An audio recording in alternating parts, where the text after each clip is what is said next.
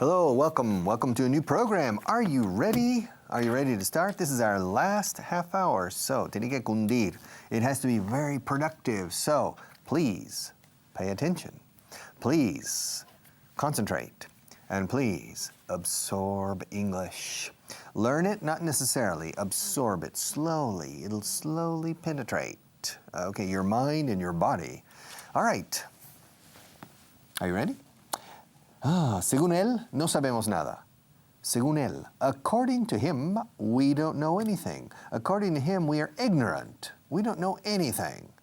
Pues, él no tiene ni idea. Well, he has no idea. I have no idea. No tengo ni idea. I have no idea. All right?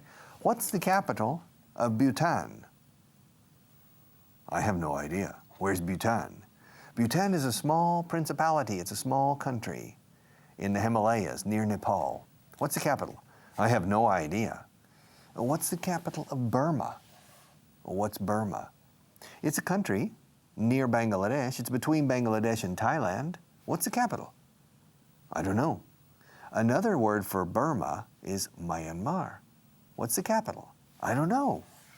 Okay, how do you say Burma in Spanish? Birmania. What's the capital? I have no idea. I have no idea. La forma en inglés para decir ni idea es I have. Empezamos con el afirmativo. I have. No se dice I've got aquí, porque es una frase hecha. I have no, acentuando no.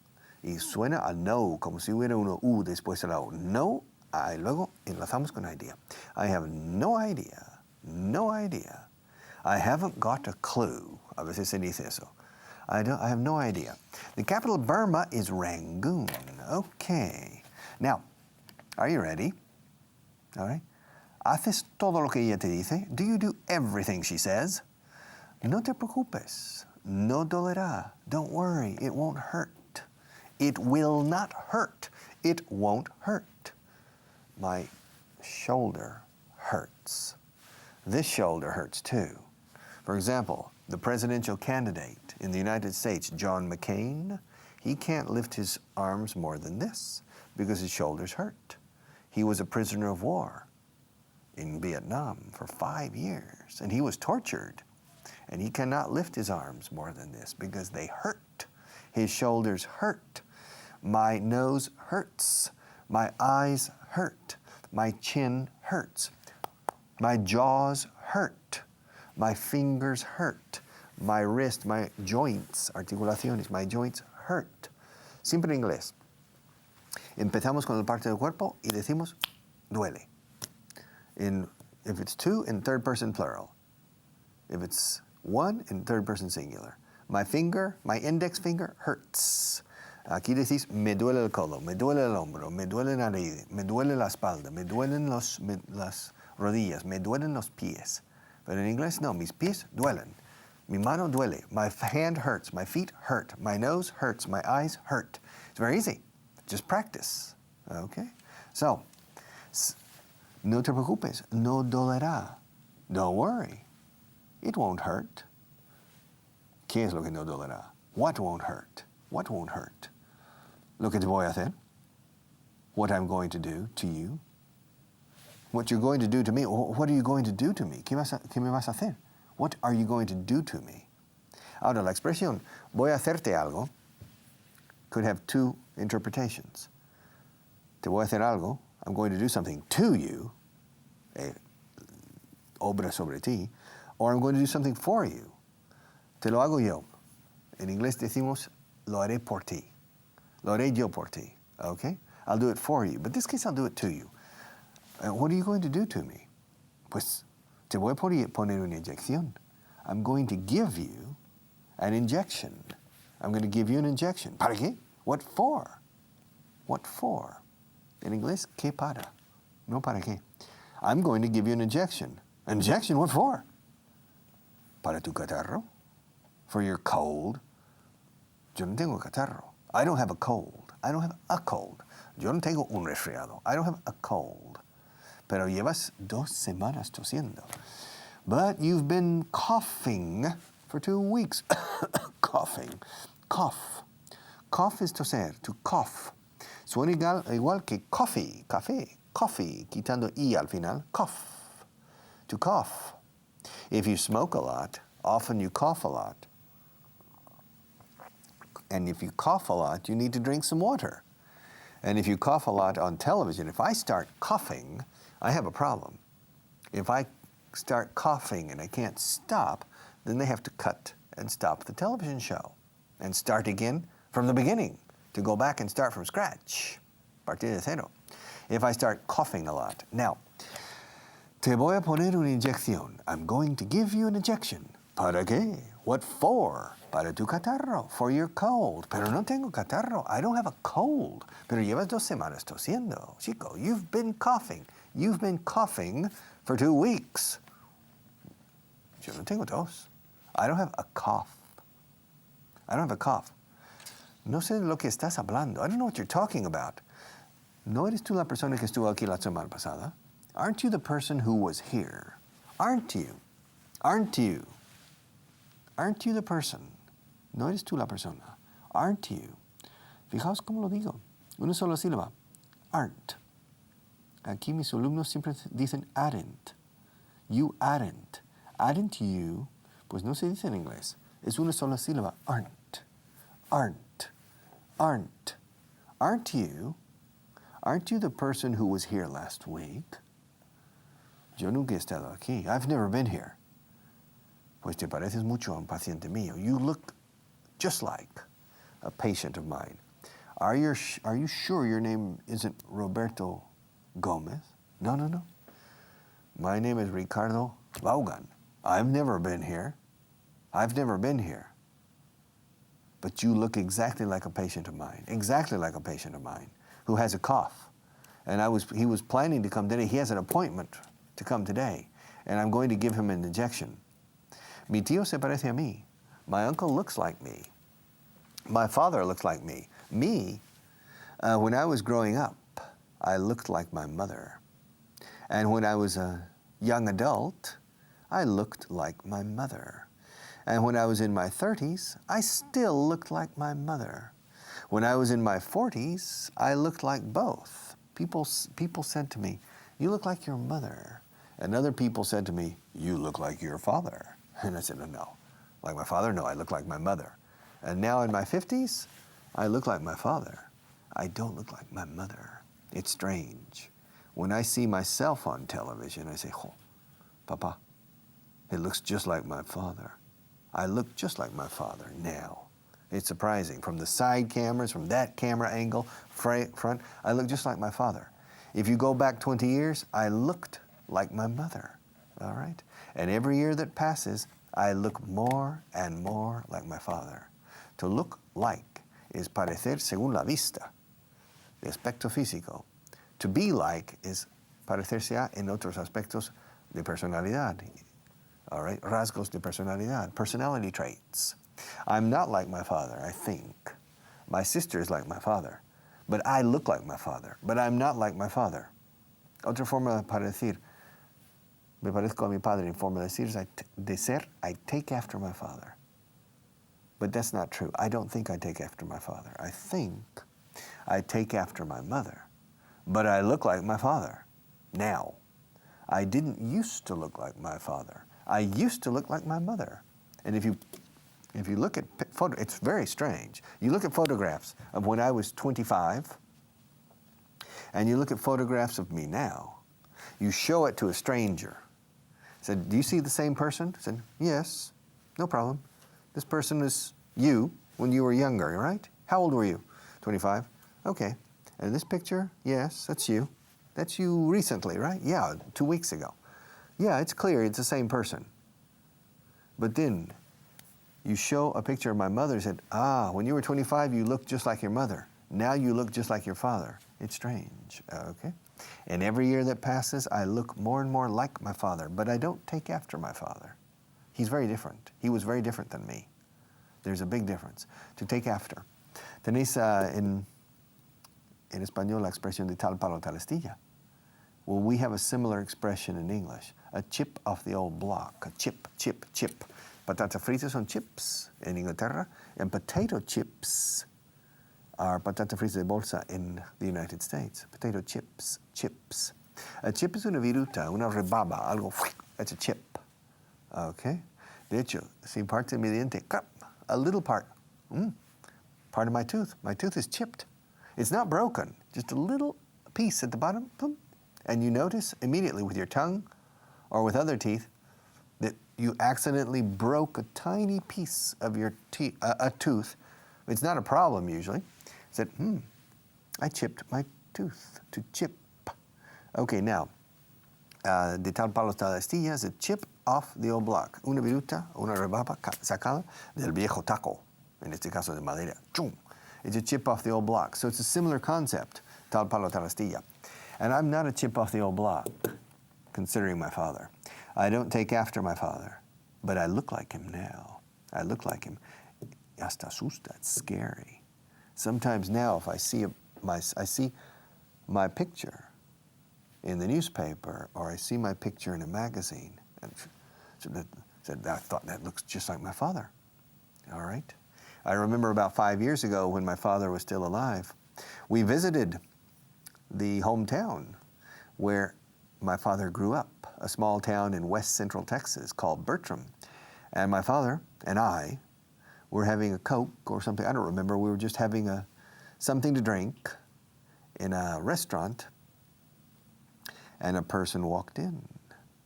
That person was probably about 80 years old, and my father at that time was about 75. And the person looked at my father, and he said, "Doc? My God, Doc, it's been 35 years. The old man was talking to my grandfather who had died 35 years before or more. My father, he recognized my grandfather in my father. And for me, there is no resemblance, semejanza, resemble. There was no resemblance between the two. However, other people, third parties, recognized him as my grandfather. So it's probably the same with me. All right, te pareces a tu padre. You look like your father. You look like your father. Debe de ser muy guapo tu padre. Your father must be very handsome. O debe de ser muy feo tu padre. Your father must be. Debe de ser. See that man over there? He's driving a Rolls Royce. Pues debe de estar forrado. He must be filthy rich. He must have a lot of money. He must live an easy life. He must be a lucky man. Debe de ser. Conclusión lógica, he must.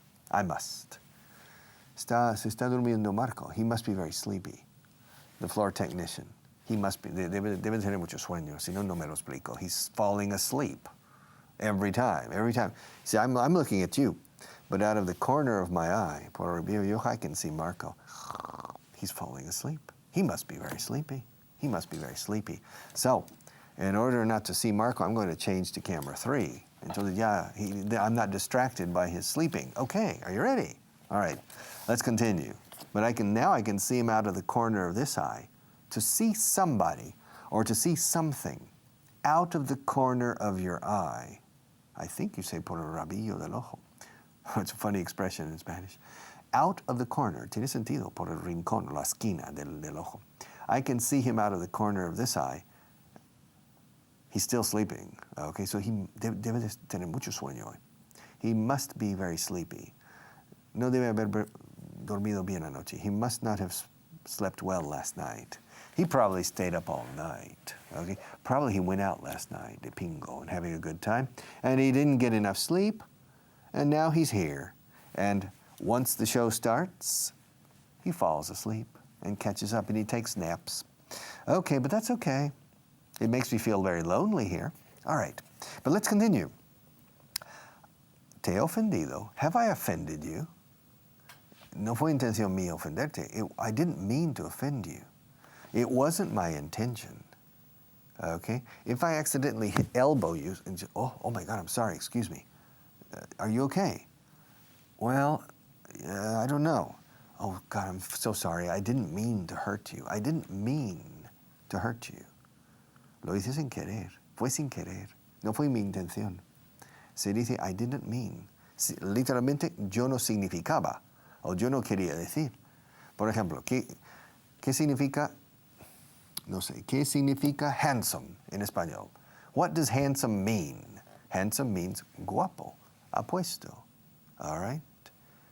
¿Qué significa osmosis in English? What does osmosis mean? All right? What does it mean? ¿Y qué quieres decir con que estás cansado? What do you mean you're tired? Come on. You slept for 12 hours last night and 13 hours the night before. And you say you're tired? What do you mean you're tired? What do you mean? What do you mean? ¿Cómo que? ¿Cómo que estás cansado?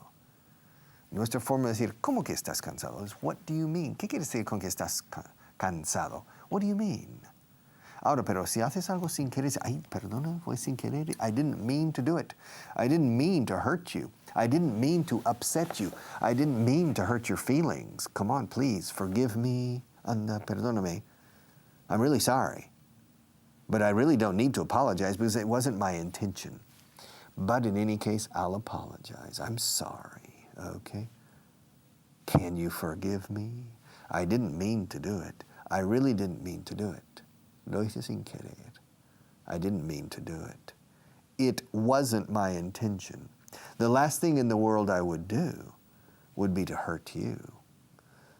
Significas tanto para mí. You mean so much to me. The last thing in the world I want to do is to hurt you. I didn't mean to hurt you. It wasn't my intention, okay? The verb to mean is a very dynamic verb. It has the standard meaning, o sea, significado estándar, que es to mean. ¿Qué significa esto? What does this mean? What does this mean? You're not going to watch this program anymore.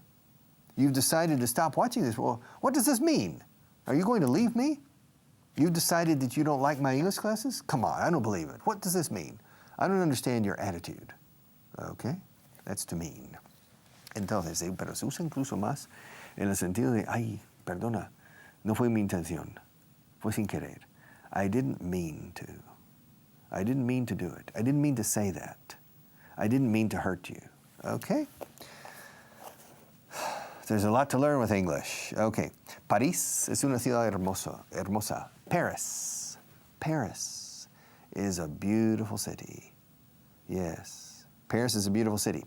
It's beautiful for many reasons. The river, the Seine River that passes through Paris is very beautiful. The Notre Dame Cathedral is very beautiful. The Louvre, the museum, the Louvre, in English, the Louvre, is a very interesting, very big, very impressive, and very beautiful museum. All right? The Eiffel Tower is a very impressive structure, very beautiful in its special way. When Mr. Eiffel first erected the Eiffel Tower, people said it was an eyesore for Paris. That's a very common expression, an eyesore. Sore means herida, inflamada. Por eso se dice cuando tienes dolor de garganta, you say, I have a sore throat. I have a headache, I have a toothache, I have a backache, I have a sore throat. Porque el dolor es más bien inflamación.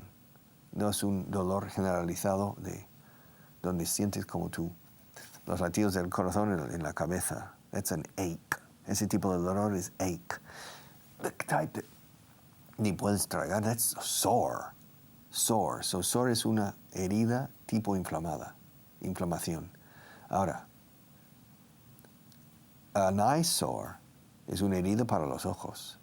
And if you see something, for example, in a general area that's very beautiful, for example, if you're driving in the country, and the countryside is beautiful, the landscape is beautiful, and then in one point, there's a dump, an enormous dump, D-U-M-P, dump.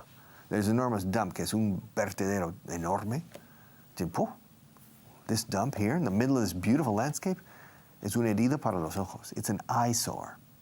And when the Eiffel Tower was built in the second half of the 19th century in Paris, most Parisians didn't like it. They said it's going to be an eyesore because it was not in tone, no entonaba, with the rest of Paris. But now, of course, it's considered a landmark, okay?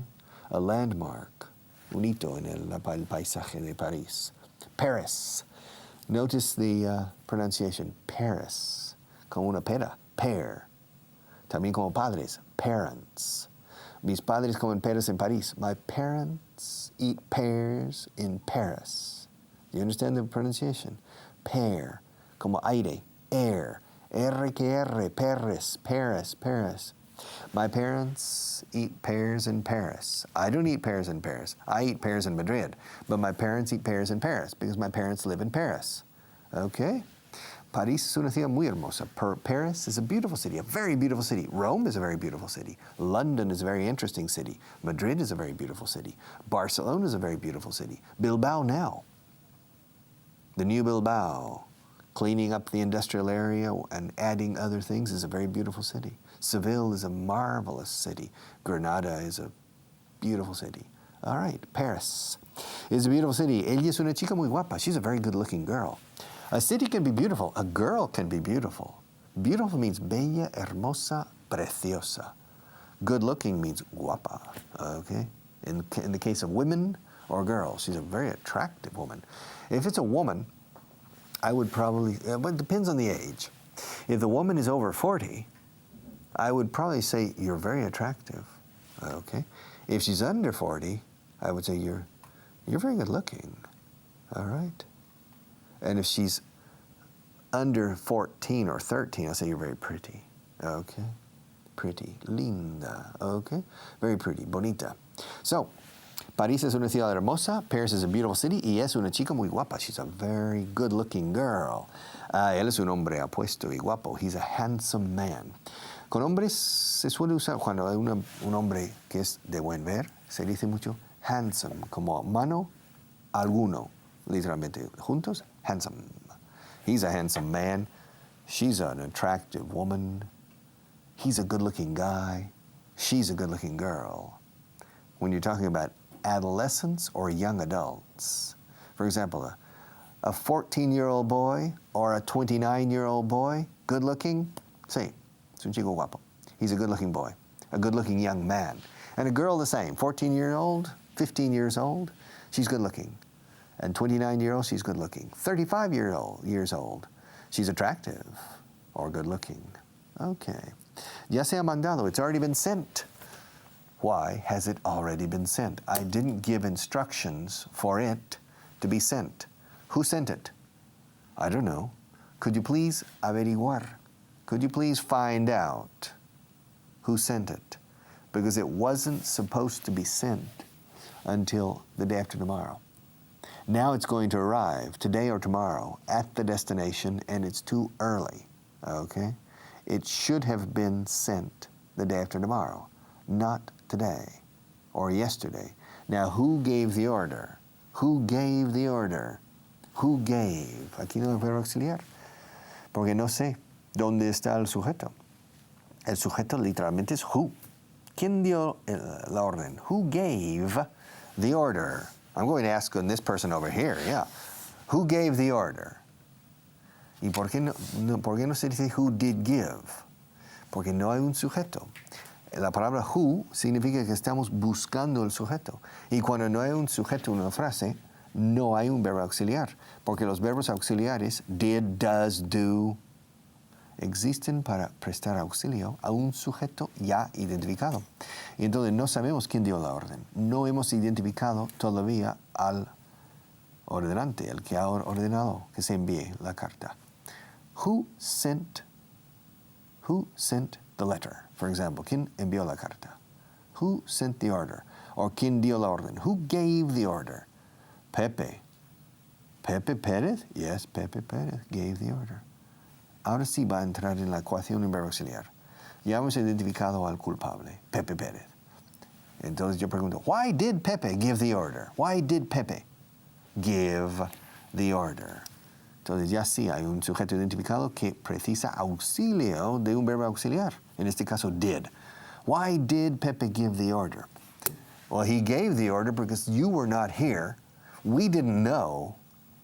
And so somebody had to make a decision. And Pepe is not afraid to make decisions. And we couldn't locate you. We had no idea where you were. Your cell phone was off. Your secretary didn't know where you were, so we had to make a decision. And Pepe Perez made the decision. We sent it. And if it was too early, I'm sorry. Next time, be available, and then let us know. But I admire Pepe Perez for his resolution and decision. But he gave the order. Okay. I'm getting tired. I think I need a rest. So I'll be back. Don't worry, I'll be back, okay? And maybe in 5 minutes. Who knows? All right, take care.